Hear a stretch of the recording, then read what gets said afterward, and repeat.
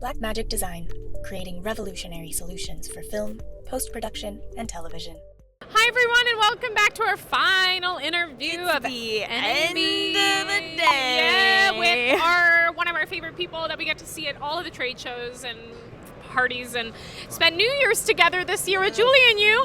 It's Marcus Verderer and Cameron Image, always. Yeah. Hi Marcus Verderer, how are you doing? Hi, nice to see you. Thanks for Haley and Indiana. Thanks for coming by. Oh my God, always. I am stoked because it's always great to catch up with Marcus because he's always doing some cool projects, and we just finished Constellation, which you did episode 1 and 2, the most important episodes, because you go back to the first episodes when you finish it because you want to rewatch it and check everything out. I won't spoil it too much, but I am stoked you're here at NAB, not just because I get to see you, but you're showing something that I think is really relevant to our audience. So I'm going to give this to you. Yes. Please show it off. Yes, thank you. Yeah, so I'm a Take it away. big lens fan, and we're testing always new cameras and lenses, and cameras have become so good that it's not that relevant anymore which camera you pick, but the lens has such a big influence on the character of the images, right? How they render faces. Yeah. But there's hundreds of lenses out there, and every other week there's a new lens coming out, so people get lost. And so I did for years testing in a very specific way, and I with motion control, and I showed this to directors and other friends of the AC, and they always said you have to publish this somehow, right? So in the last years we built an interface, it's on a website called Cineflares. And it's basically, let me just run this. It's basically a side-by-side player. You can select your lenses. There's the same selection of lenses on the left and right side. You can choose your focal length, your T-stop. And when you hit play, it's a motion control, timecode synced side-by-side player. And the idea is that you can really compare lenses. And because it's just a flare, you really see the character, right? I feel like the flare is like the fingerprint or the DNA of a lens. This is all shot with the exact same light source, the exact same camera body, the same specs. And we're doing this for years because we have 100 lens sets now. It takes forever. Wow. But so we just put this out there. There's a small free version for people to play with, and we're collecting feedback. And for NAB now there's a bigger version if people want to support that project, which is a small subscription, and that helps us hopefully shooting more and more and adding more features. So we have a new browse feature we're showing for the first time at NAB. So for example, this is just a detail page, has all the specs. You can auto-generate a PDF file and send it to your rental house. Wow. And so this is new browse feature. For example, if you want to see, let's say, show me all 35mm lenses, and you can specify anamorphic, spherical, or large format. And then it shows you the selection, gives you at a glance a quick overview, and you might say, oh, I really like this, or this one looks too crazy. Yeah. It's just a starting point, right? And then I feel with your director, your collaborators, you say these 2-3 lenses I like, let's test them specifically to the project, because I feel you cannot test for everything. Yeah. Sometimes.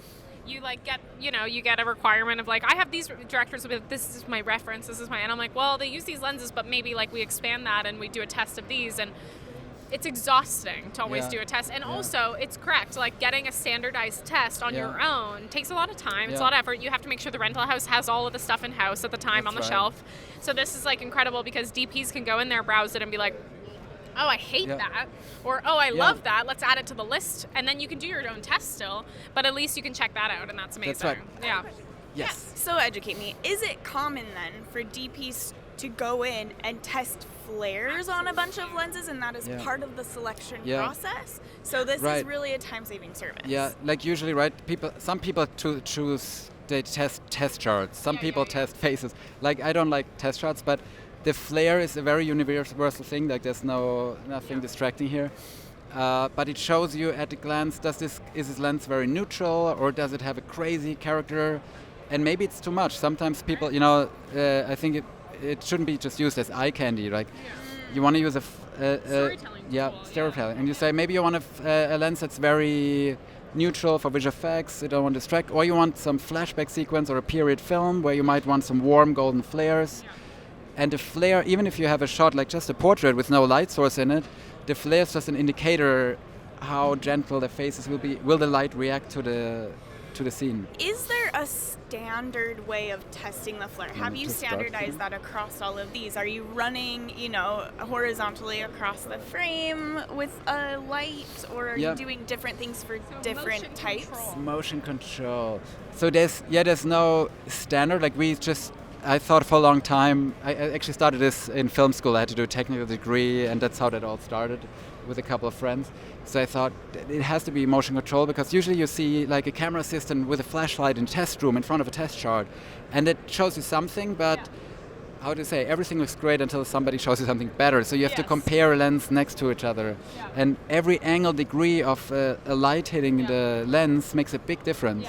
That's why it's motion control, and also every T-stop is different. So we came up with that system to shoot at a very specific framing, the same speed. Okay. So it is. And that's a special daylight balanced light source. Wow. Yes. I'm even like, that's really cool. I would love to just like compare. Yeah, it's quite a niche thing, but it's a rabbit hole. You can for hours compare lenses. There's hundreds of options. Most DPs, it's like lenses are the flavor, and so you're like, you have to be aware of the lenses, and then there's so many that you get overwhelmed because you're like, well, I haven't heard of those. Maybe I should use those. Yeah, my friend used them, and like sometimes it doesn't fit the story, and you need to know. And it's nice because you can do process of elimination too before you even go in, or process of what, like adding on, application, addition, process of addition. I don't know, of loving something and then wanting to try it in real life, so I love that. What a cool tool. Yeah, thank you. And actually we're also very interested right now. We're focusing on, there's a lot of new lenses coming out, but there's also very old lenses, so we're trying to capture the whole history of Cine lenses. Wow. So some lenses are not available anymore. They're like museum pieces. So we have some in the AC museum, or some private collectors gave us their lenses to test. So we have the very first CinemaScope lens. People talk about scope. They're talking about Bauschenlaum CinemaScope.